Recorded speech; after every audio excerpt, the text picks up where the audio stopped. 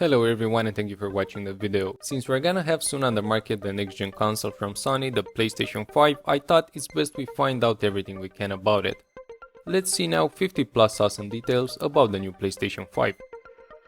The PlayStation 5 will be available in two versions, a digital version with no disc and a second version with disc support that has a 4K Blu-ray drive.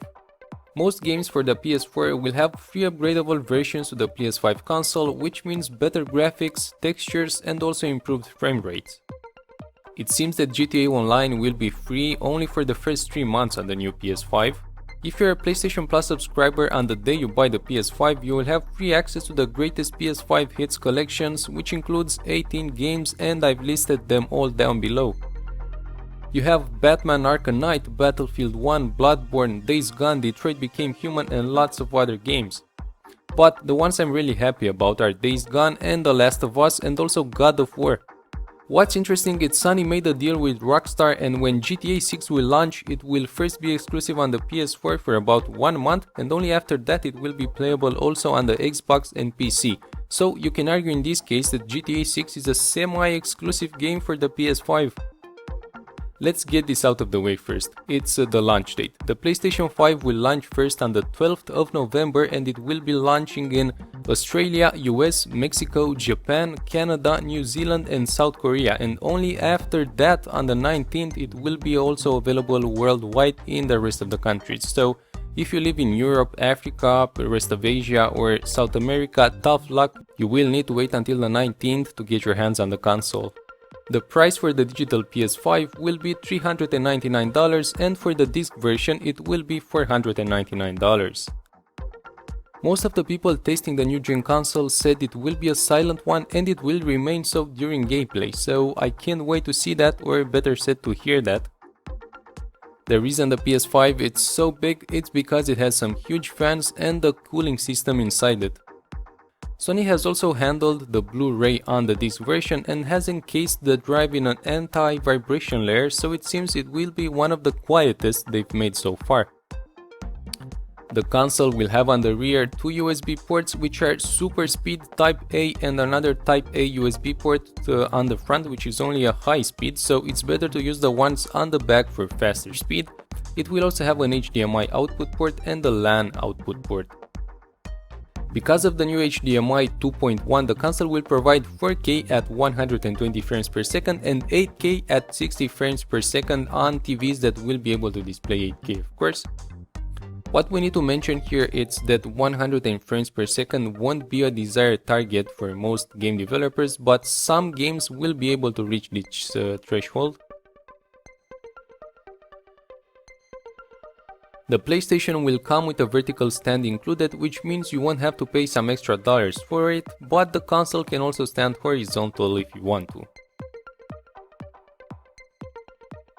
The side plates are easily removed, which makes room for speculations that it will be possible to switch them for custom ones and stand out from the crowd.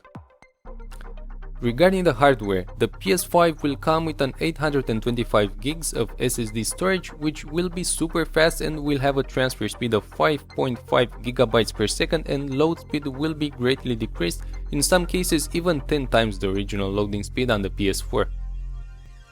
The PlayStation will also have an expansion slot which allows you to buy an extra SSD and add it, the only thing being that you need to buy only the ones that Sony lists as being compatible, so not every SSD will work, but still it's a cool thing they added. And the warranty covers also adding an extra SSD storage device, and it's void only if you take off this sticker. Both versions for the PlayStation will have a GPU AMD RDNA 2, which will have a processing power of 10.3 teraflops and will be able to display games in 8K, even though 8K is not yet the target for game developers, and PlayStation also will be able to offer 120 frames per second as we mentioned earlier. The GPU will have a ray tracing, which means realistic lighting similar to what you have in Hollywood movies.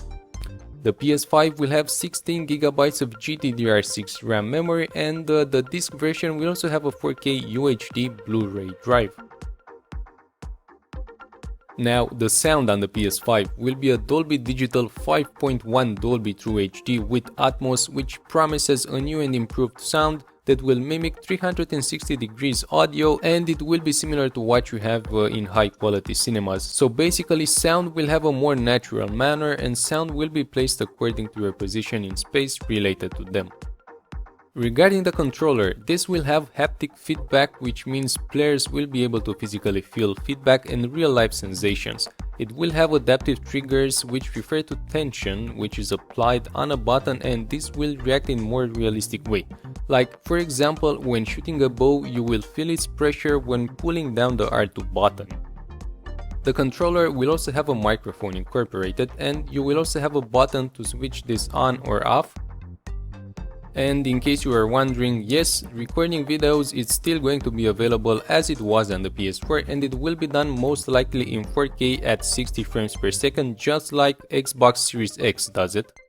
The shape the controller has, it's a bit different, but not that much, and the term DualSense refers to touch and audio in this case. The price for the controller is around $70 or 70 euros or 60 pounds.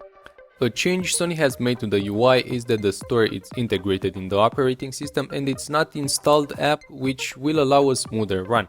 Other changes are also announced, but it's left to be seen when we get the product.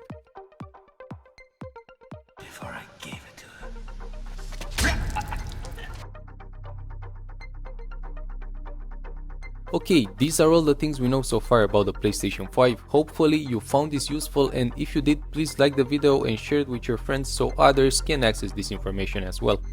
Thank you for watching the entire video. Please subscribe to the channel and also follow my similar videos. My name is Justin and I wish you all the best. Goodbye.